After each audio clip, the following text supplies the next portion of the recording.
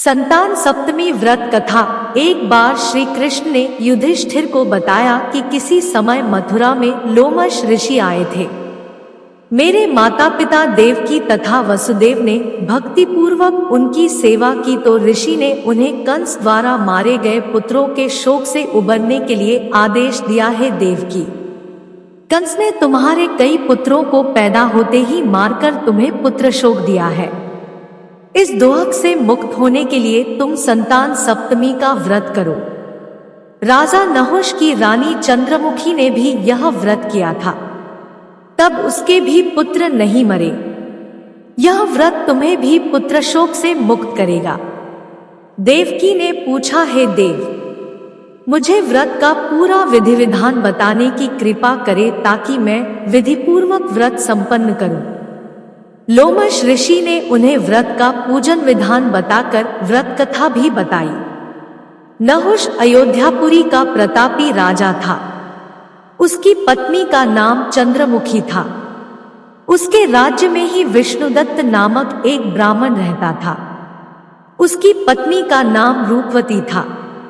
रानी चंद्रमुखी तथा रूपवती में परस्पर घनिष्ठ प्रेम था।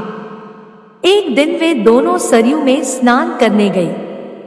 वहां अन्य स्त्रियां भी स्नान कर रही थी।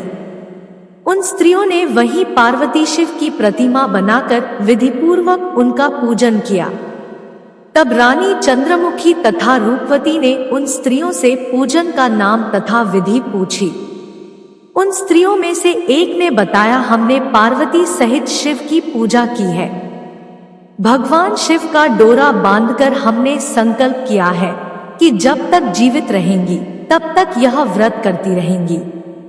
यह मुक्ताभरण व्रत सुख तथा संतान देने वाला है।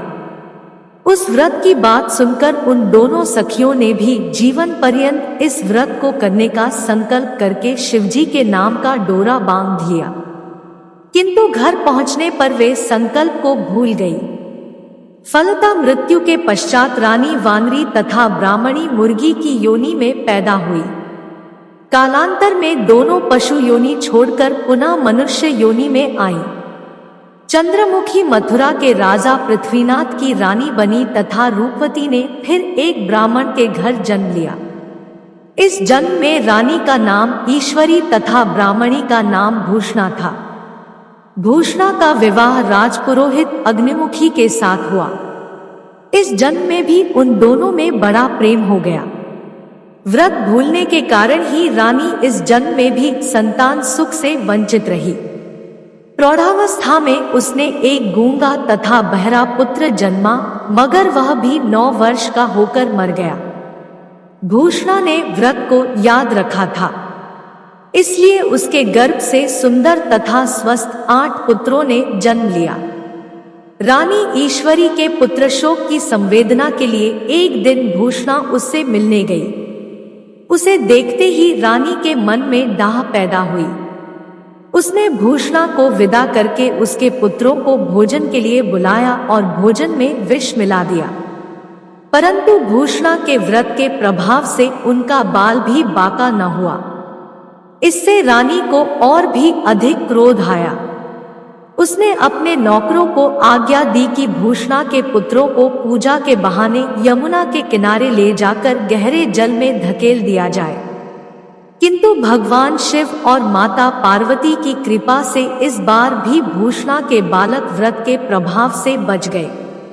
परिणामतः रानी ने जल्लादों को बुलाकर आज्ञा दी कि ब्राह्मण बालकों को वधस्थल पर ले जाकर मार डालो, किंतु जल्लादों द्वारा बेहद प्रयास करने पर भी बालक न मर सके। यह समाचार सुनकर रानी को आश्चर्य हुआ।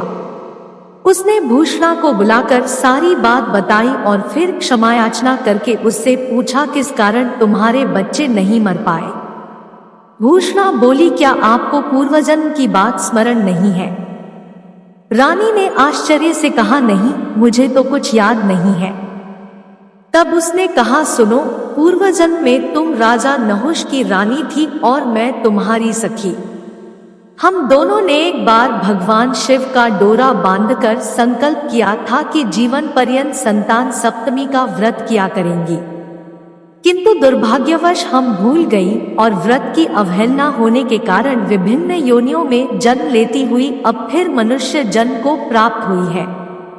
अब मुझे उस व्रत की याद हो आई थी, इसलिए मैंने व्रत किया। उसी के प्रभाव से आप मेरे पुत्रों को चाहकर भी न मरवा सकी। यह सब सुनकर रानी ईश्वरी ने भी विधिपूर्वक संतान सुख देने वाला यह मुक्ताभरण व्रत रखा। तब व्रत के प्रभाव से रानी पुनः गर्भवती हुई और एक सुंदर बालक को जन्म दिया।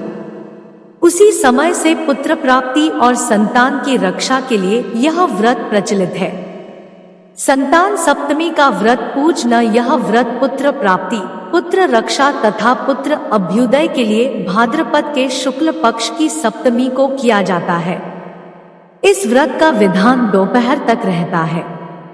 इस दिन जाम्बवती के साथ श्याम सुंदर तथा उनके बच्चे साम की पूजा भी की जाती है।